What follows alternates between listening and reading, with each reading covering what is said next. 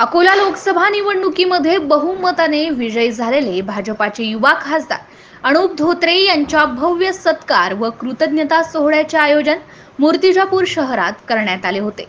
या निमित्ताने मूर्तिजापूर शहरातून भव्य रॅली काढण्यात आली होती। मूर्तिजापूर तसेच बार्शी टाकळी तालुक्यातील बूथ प्रमुखांचा युवा खासदार अनुप धोत्रे व विधानसभा मतदारसंघाचे आमदार हरीश पिंपळे यांच्या हस्ते स्मृतिचिन्ह तसेच बक्षीस देऊन सत्कार करण्यात आलाय।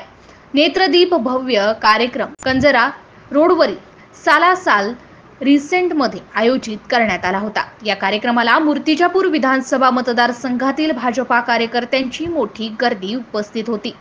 मतदारसंघातील सर्व सामान्यांच्या सर्व समस्या तात्काळ निकाली काढून जिल्ह्याच्या विकासासाठी प्रयत्न करणार असल्याचे प्रतिपादन या प्रसंगी खासदार अनुप धोत्रे यांनी व्यासपीठावरून बोलताना केले। MCN न्यूज मराठी करिता धनराज सपकाळ सह कॅमेरामन नरेंद्र वाढवणकर, अकोला।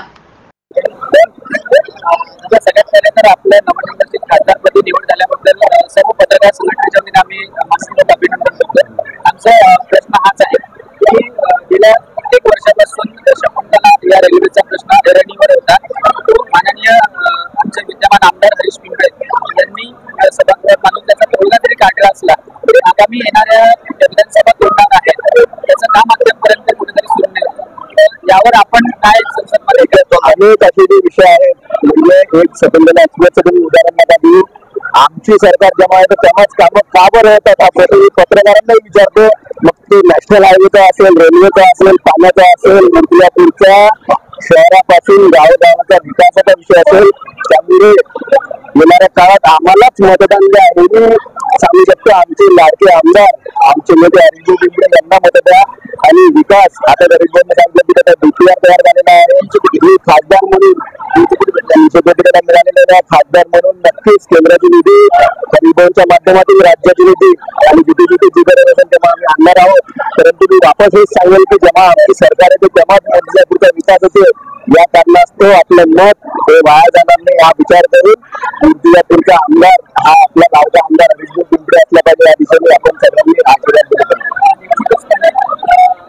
भाजपच्या हिवाळी अधिवेशन असेल किंवा आधीच्या अधिवेशनामध्ये असेल पत्रकार संरक्षण कायद्याबाबत पाठपुरावा केलेला आहे, परंतु हा कुठेतरी केंद्रात असला पाहिजे। पत्रकारांवर होणारे जे हल्ले आहेत याबाबत तरी आपण काही जटाल का? सध्या जे केंद्रामध्ये न्यायमंत्री आहेत ते अत्यंत म्हणजे संजीव भाऊंची अत्यंत जवळची ती व्यक्ती आहे।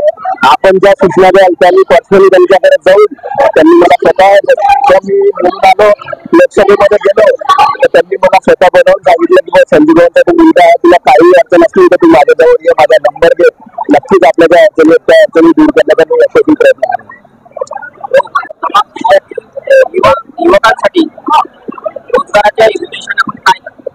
आपलं सरकार आल्यावर युवा आता केंद्रबिंदू नक्कीच युवा खासदार म्हणून राहील, परंतु मला जी साथ आहे सरकारच्या योजना आहेत त्या योजनेची साथ आहे। युवाला रोजगार मिळणं जितकं महत्वाचं तेवढंच गरीब कुटुंबातील युवा वर्गाला कुठेतरी चांगला व्यवसाय तरी चालू केला पाहिजे। राज्यभरातील विश्वकर्मा योजना आहे, मुद्रा लोन योजना आहे, AIF नावाची योजना आहे। महिलांसाठी युवा वर्गातील मुलींसाठी अनेक चांगल्या योजना अशा आहेत की ज्या गरीबाच्या मुलाच्या गरीबाच्या कुटुंबातला मुलगा जो आपण ठरवलं होतं की त्याचा काम म्हणजे नोकरी करणं आहे, नोकरी पुरत्या मर्यादित न राहता एखादा अंबानी आपल्या तालुक्यातून का जन्माला येऊ नये या दृष्टिकोनातून या सरकारने योजना आणल्या आहेत। 5 वर्ष आम्ही आमदार आणि खासदार म्हणून आमची जबाबदारी की जास्तीत जास्त उद्योग आपल्या दोन्ही तालुक्यामध्ये आपल्या मूर्तिजापूर विधानसभेमध्ये कसे होतील, लोकांना रोजगार कसा मिळेल आणि एखादा उद्योगपती उद्योग टाकून तो रोजगार देत असेल तर तो आमच्यापेक्षाही मोठं काम करत झालं असं समजतं।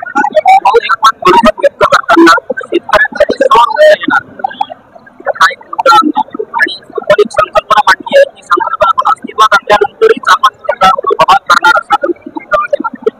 त्याचा जो विजेचा वारंवार होणारा वीज पुरवठा खंडित होतोय रात्री वेळ केवळ यावर आपण काय बोलतो? नक्कीच यावरच तोडगा जेव्हा भारतीय जनता पार्टी महायुतीचं सरकार येतं तेव्हा एखाद्या विषयाला वेळ लागत असेल परंतु एखादा निर्णय हा किती क्रांतिकारी असतो त्या निर्णयाचं उदाहरण म्हणजे सौर ऊर्जेच्या माध्यमातून त्या सबस्टेशनला वीज पुरवणे आणि जे अचानक लाईन गेल्यावर सगळ्या मोटर्स एकाएकी चालू होतात, ऑटो स्टार्ट आता जे आलेले आहेत त्यामुळे ट्रान्सफॉर्मर मोड लोड झाले, लाईन झाले, आणि छोट्या छोट्या विषय आहेत आणि याच्यामुळे शेतकरी कायम परेशानीत असतो.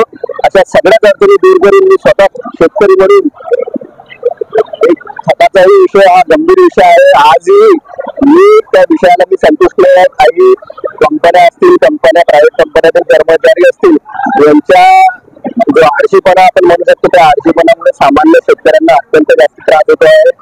वारंवार मी त्यांना वॉर्निंग देतो आहे. आता ही वॉर्निंग द्यायची सीमाही माझी संपलेली आहे.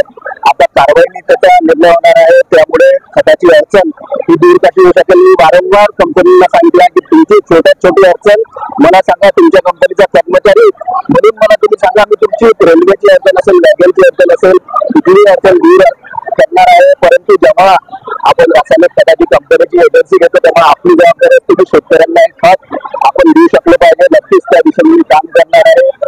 येत्या काळामध्ये शेतकऱ्यांसाठी क्रांतिकारी निर्णय सरकारच्या माध्यमातून मी सरकारला घ्यायला लागणार आहे, जेणेकरून शेतकऱ्यांना शेताचा माल हा कमी भावात विकायला लागणार आहे. या दृष्टीने मी काम करणार आहे.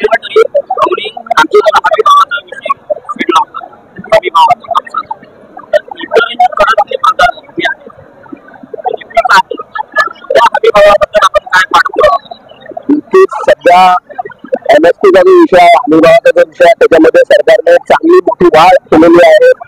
त्या वाढीला अजून शेतकऱ्यांच्या प्रतिनिधी म्हणून यापेक्षाही जास्ती वाढ कशी मिळेल, विशेषतः माननीय नितीनजी यांच्याशी चर्चा झाली असता त्यांनी म्हटलं की सोयाबीनला सध्या जो भाव आहे, सध्याची MSP आहे याच्यापेक्षा जास्ती MSP मिळाली पाहिजे.